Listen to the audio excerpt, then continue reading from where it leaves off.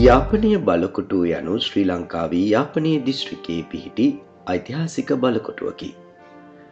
වර්ෂ 1618 දී පෘතුගීසීන් විසින් යාපනය අල්ලා ගැනීමෙන් පසුව සිය හමුදා රැඳවීම සඳහා පෘතුගීසි ජාතික ඔලිව් ද ඔලිවේරා යටතේ මෙම යාපනීය කොටුව චතුරස්‍රාකාර ලෙස ඉදිකර ඇත.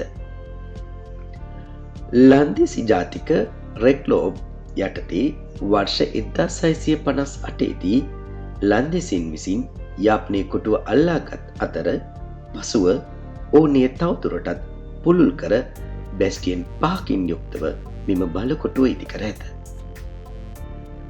අක්කර 56ක් පුරා පැතිර ඇති යාපනීය කොටුව තාරකා කොටුවක හැඩයෙන් නිර්මාණය කර ඇත.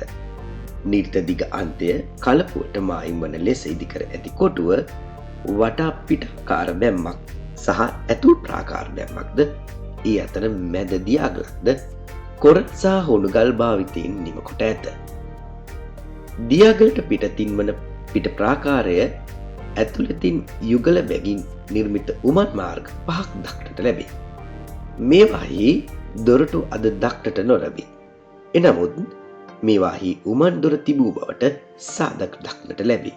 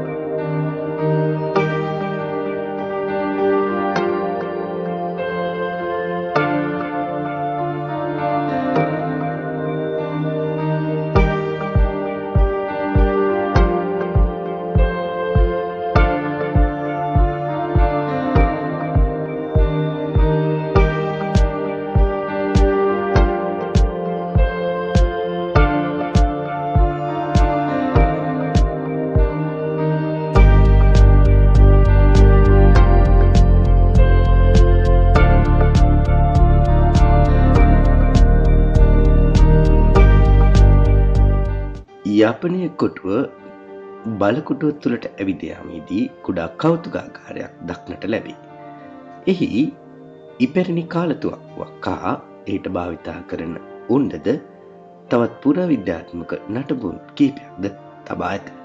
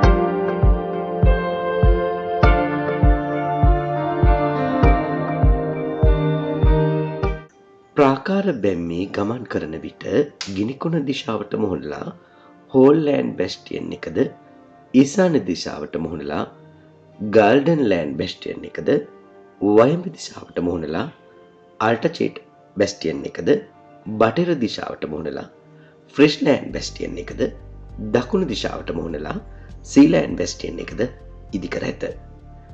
සෑම බැස්ටියනයකම සිව් දිශාවට මුහුණලා කාලතුවක්කු රැඳුම් මධ්‍යස්ථාන පිහිටුවා ඇත. ඇතුල් පවුරේ නිර්ත දිශාවට මුහුණලා තවත් උපදොරටුවක් ඉදිකර ඇත. ක්‍රිස්තුවර්ෂ 1795 දී ලන්දේසීන්ගෙන් මෙම කොටුව ඉංග්‍රීසින් අතට පත් වූ අතර වර්ෂ 1948 වන තෙක් ඉංග්‍රීසීන් පරිපාලන මධ්‍යස්ථානයක් ලෙස මිය පවත්වාගෙන ගොස් ඇත.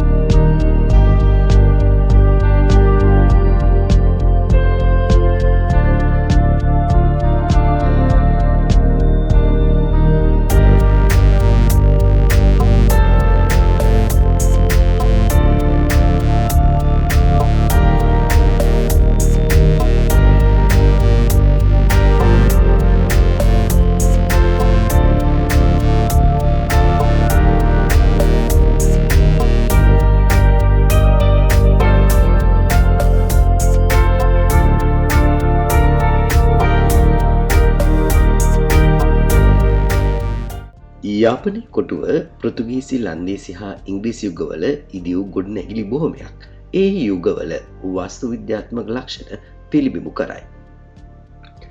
ලන්දේසි යුගයට අයත් ශ්‍රී ලංකාවේ දෙවන විශාලතම බලකොටුව වන යාපනයේ කොටුව පසුගිය 30 වසරක යුදමය වාතාවරණයට ඍජුවම බලපෑමට ලැක් වූ පුරාවිද්‍යාත්මක ස්මාරකයක් වශයෙන් හැඳින්විය හැකිය. LTT ප්‍රහාරයට ලක් වූ කොටුපවුරේ මුහුදුබඩ මුහුණතේ කොටසක් විනාශයට ලක්ව ඇතත් සමස්තයක් ලෙස සැලකීමේදී කොටුපවුර දැඩිව විනාශයට පත් වී නොමැත. කොටුපවුරෙහි ඇතුළත භූමියේ පවතින ස්මාරක සියල්ල යුද වාතාවරණ හේතුවෙන් විනාශයට පත් ඇත. මේ අතරින් අතීතයේදී ක්වීන් පැලස් ලෙස හැඳින්වූ ගොඩනැගිල්ල අනෙක් ගොඩනැගිලි වලට සාපේක්ෂව සැලැස්ම හඳුනාගත හැකි මට්ටමක පවතී. මෙම ගොඩනැගිල්ලට පිටුපසින් කොටුපවුරට ප්‍රවේශ වීම සඳහා අලංකාර ගරාදි වැටකින් යුතු මාර්ගයක් දක්නට ලැබේ. එය ලන්දේසි අවධියේදී කොටුපවුර වෙත ආයුධ ප්‍රවාහනය සඳහා භාවිතා කරන්නට ඇතැයි අනුමාන කළ හැකිය. මෙම ක්වීන්ස් ගොඩනැගිල්ලේ ඉදිරිපස ලන්දේසි වාස්තු විද්‍යා ශෛලියට අයත් නිර්මාණ ලක්ෂණ වලින් යුතු යුගල රවුම් කුළුණු සහිත බරාදයක් පැවති බවට සාධක දක්නට ලැබේ.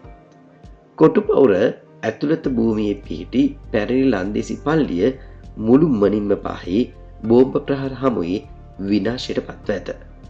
මෙම ගොඩනැගිල්ල විධිමත් ලේඛනගත කිරීමක් තුළින් එහි පැරණි ව්‍යුහය හඳුනාගත හැකි වේ. මෙහි පුළුල් බිත්ති හිරිගල් උපයෝගී කොටගෙන නිර්මාණය කර තිබේ.